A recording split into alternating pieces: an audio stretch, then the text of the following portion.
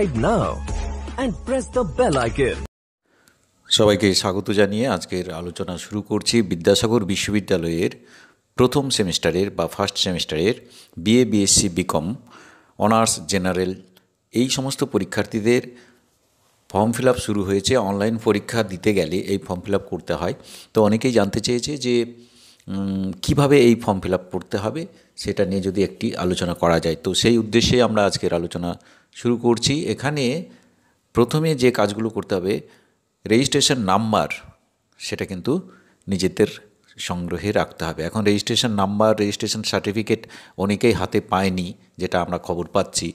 তো যাই হোক, রেজিস্ট্রেশন সার্টিফিকেট না পৌঁছলেও ইউনিভার্সিটি থেকে হয়তো কলেজে পৌঁছয়নি বা কলেজ থেকে হয়তো স্টুডেন্টসদের পরীক্ষার্থীদের হাতে এখনও পর্যন্ত পৌঁছয়নি, তো তাতে কোনো অসুবিধে নেই, দরকার নেই। এই রেজিস্ট্রেশন নাম্বারটা তোমরা কলেজ অফিস থেকে নিশ্চয়ই জেনে গেছো হয়তো জেনে, তো সেই রেজিস্ট্রেশন নাম্বারটা দিয়ে তোমরা কিন্তু এই অনলাইন পরীক্ষার ফর্ম ফিল আপ করতে পারবে।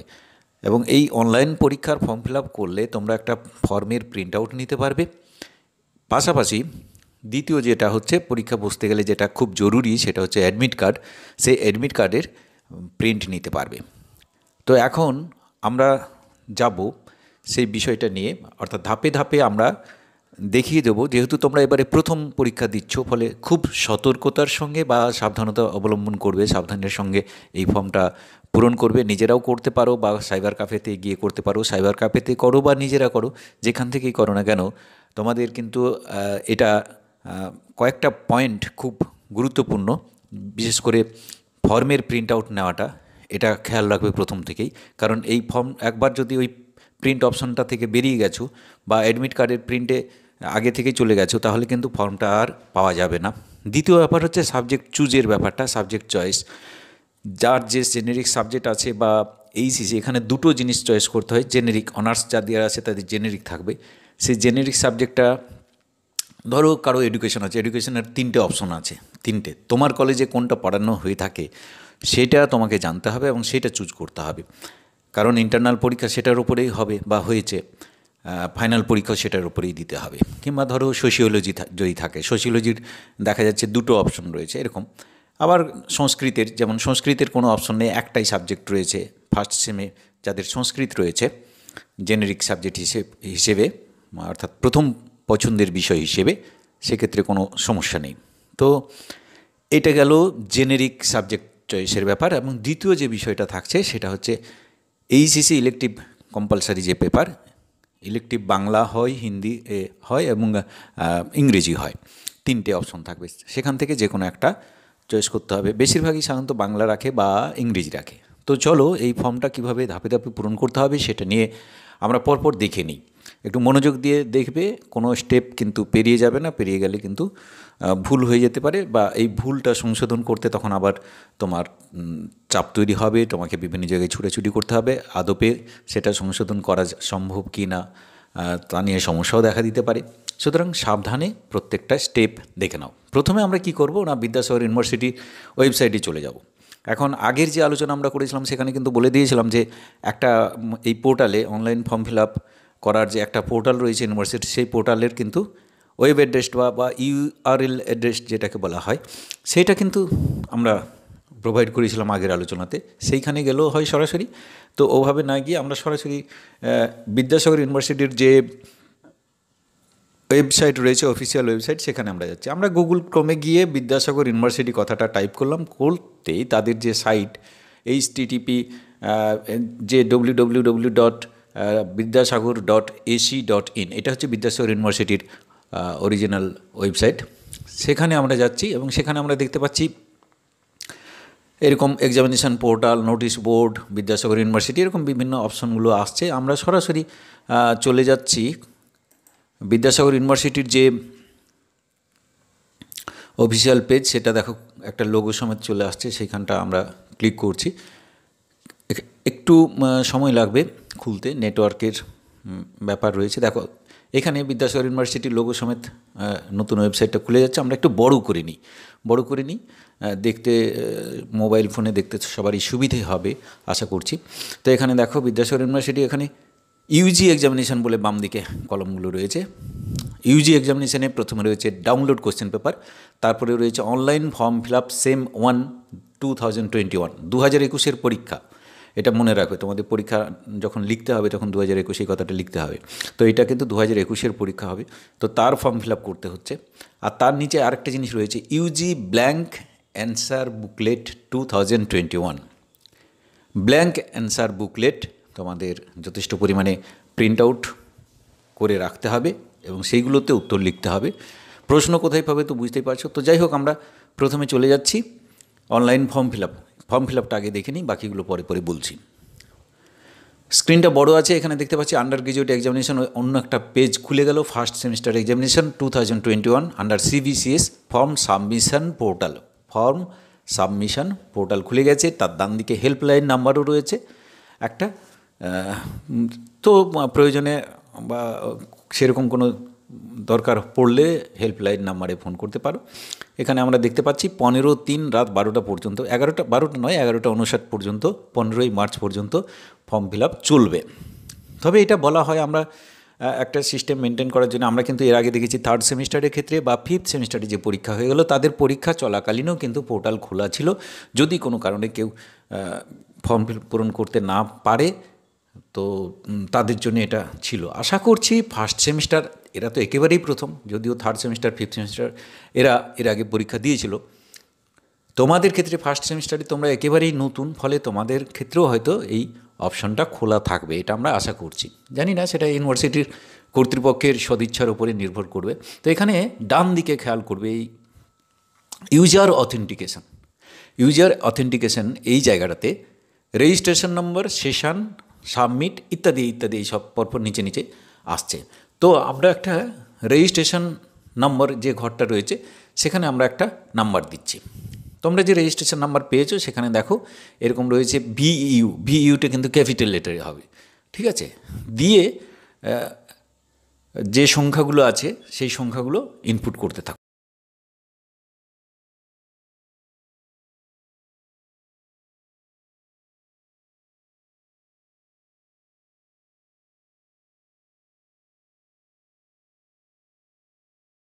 যতগুলো ডিজিট বা যতগুলো সংখ্যা আছে নির্ভুলভাবে সেই সংখ্যাগুলো কিন্তু তোমাদের দিতে হবে। দেওয়ার পরে তার নিচে আছে সেশন সিলেক্ট করো।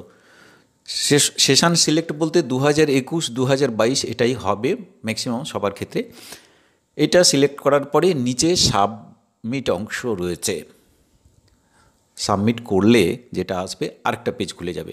এই পেজটা তোমার ফর্ম, তোমার যে নির্দিষ্ট ফর্ম সেই ফর্মটা খুলে যাবে এবং সেখানে তোমার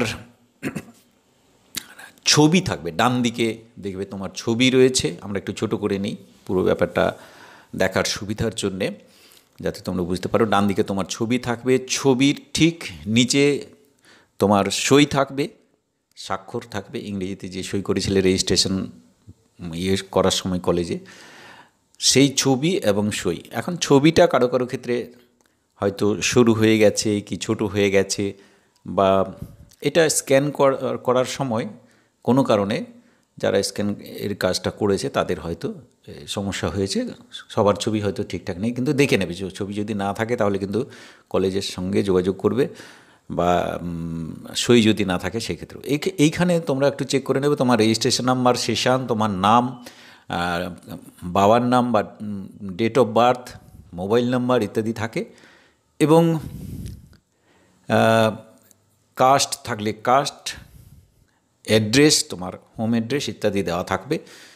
তবে এইগুলো কোনোটাই আর চেঞ্জ করা যাবে না। একটা জিনিস চেঞ্জ করা যায়, লেটেস্ট মোবাইল নাম্বার যদি চেঞ্জ করতে চাও সেইটা চেঞ্জ করা যায়।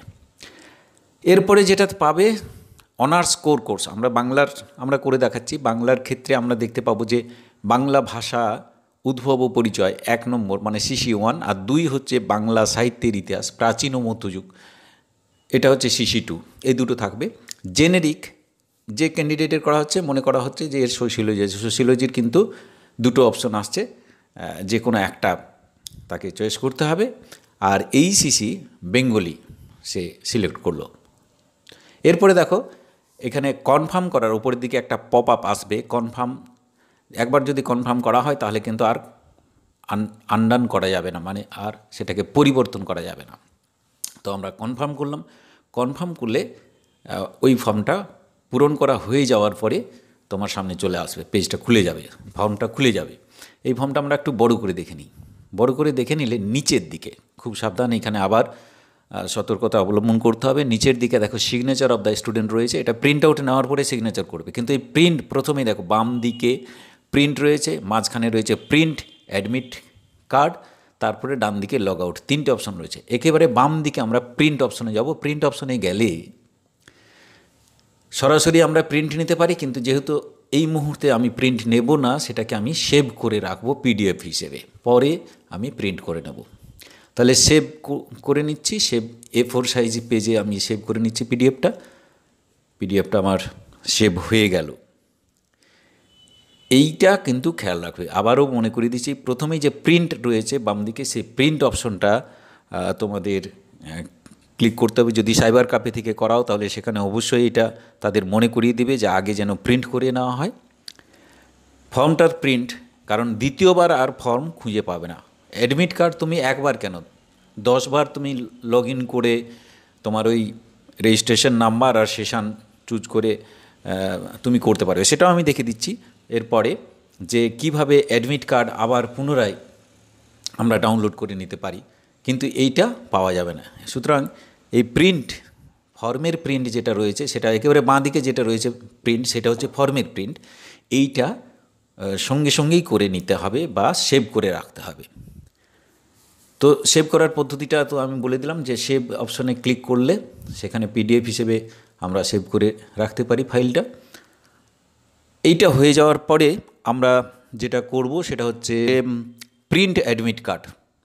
প্রিন্ট অ্যাডমিট কার্ডে ক্লিক করব, সেটা মাঝখানে যেটা ছিল, সেটা করলেই অ্যাডমিট কার্ড ডাউনলোডের অপশন চলে আসবে।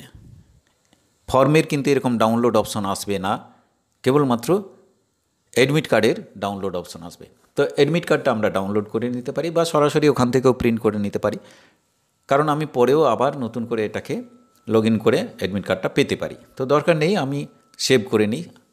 প্রথমে সেভ করে নেব বা ডাউনলোড করে সেভ করে নেব, তারপরে প্রিন্ট অপশনে যাব। অ্যাডমিট কার্ড আমার হয়ে গেল।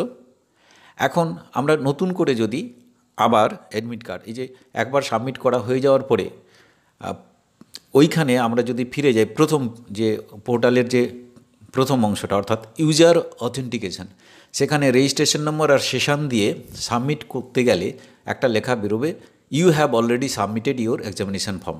যার একবার ফর্ম পূরণ করা হয়ে গেছে সেটা কিন্তু নতুন করে আর সে পূরণ করতে পারবে না। তো এখানে তাহলে কি অপশন রয়েছে? সাবমিটের নিচে খেয়াল করে দেখো, সাবমিটের নিচে একটা অপশন রয়েছে, সেটা হচ্ছে print admit card if already applied. তো আমরা যেহেতু অলরেডি সাবমিটেড করা হয়েছে বা অলরেডি অ্যাপ্লাইড আমরা করেছি, অ্যাপ্লাই করা হয়ে গেছে, তাই এখান থেকে আমরা অ্যাডমিট কার্ড প্রিন্ট নিতে পারবো। ওই অংশটা ক্লিক করলেই admit cards for Yuji first semester examination 2021 তার একটা পেজ খুলে যাচ্ছে। সেখানে দুটো জিনিস প্রোভাইড করতে হবে, দুটো জিনিস সাবমিট করতে হবে। একটা হচ্ছে রেজিস্ট্রেশন নাম্বার, তোমার যে রেজিস্ট্রেশন নাম্বার রয়েছে অর্থাৎ VU দিয়ে যে সংখ্যাগুলো রয়েছে 3, 3, 6, 3, 9 সংখ্যার, সেই ডিজিটগুলো সংখ্যাগুলো সবগুলো দাও, দিয়ে সেশন চুজ করো। সেশন 2021-22 আমরা বলেছি। সেশন চুজ করার পরে সাবমিট করে দাও। সাবমিট করলে দেখবে আবার তোমার সেই অ্যাডমিট কার্ডটা আসবে, ফর্ম কিন্তু আসবে না। এইভাবে আশা করি তোমরা ফর্ম পূরণ করে ফর্মের প্রিন্ট আউট আগে নিয়ে নিতে পারবে এবং পাশাপাশি অ্যাডমিট কার্ডটা নিতে পারবে। আর পরীক্ষা এইটা যখন সাইবার ক্যাফেতে বা যেখানেই করো না কেন, এগুলোর প্রিন্ট নেওয়ার সঙ্গে সঙ্গে অ্যান্সার বুকলেট যথেষ্ট পরিমাণে, কভার পেজ, অ্যান্সার বুকলেটের দুটো অংশ থাকে, একটা হচ্ছে কভার পেজ আর একটা থাকে উত্তর লেখার জন্যে। সেখানে বিদ্যাসাগর ইউনিভার্সিটি লেখা একটা ওয়াটারমার্ক দেওয়া পেজ থাকে, অন্য কিছু নেই, ব্ল্যাঙ্ক পেজ। তো সেই পেজগুলো যত বেশি পারা যায় প্রিন্ট করে রেখে দাও নিজের কাছে, প্রিন্ট করে বা জেরক্স করে রেখে দাও, কারণ এইগুলো পরীক্ষার সময় তোমার লাগবে, ওইগুলোর উপরে পরীক্ষা দিতে হবে। তো মোটামুটিভাবে আজকের আলোচনায় আমরা যেটা দেখালাম, যেটা আমরা আলোচনা করলাম, সেটা হচ্ছে কিভাবে ফর্ম পূরণ করবে এবং কিভাবে ফর্মের প্রিন্ট আউট নেবে, অ্যাডমিট কার্ড প্রিন্ট করবে। অ্যাডমিট কার্ড কীভাবে পাবে? পরীক্ষার জন্য প্রস্তুতি শুরু করে দাও। এর মধ্য দিয়েই হয়ে গেল। বিষয়টা ভালো করে জেনে রাখো। পরবর্তী ধাপে আমরা পরবর্তী একটা বিষয় নিয়ে আলোচনা করব, কিভাবে প্রশ্নপত্র ডাউনলোড করবে বা কোথা থেকে প্রশ্নপত্র পাবে, কিভাবে পরীক্ষার দিন পরীক্ষার শিডিউল অনুযায়ী, সেটা নিয়েও আমরা আশা করছি শীঘ্রই ফিরব পরবর্তী আলোচনা নিয়ে। সবাইকে ধন্যবাদ জানিয়ে আজকের আলোচনা শেষ করছি।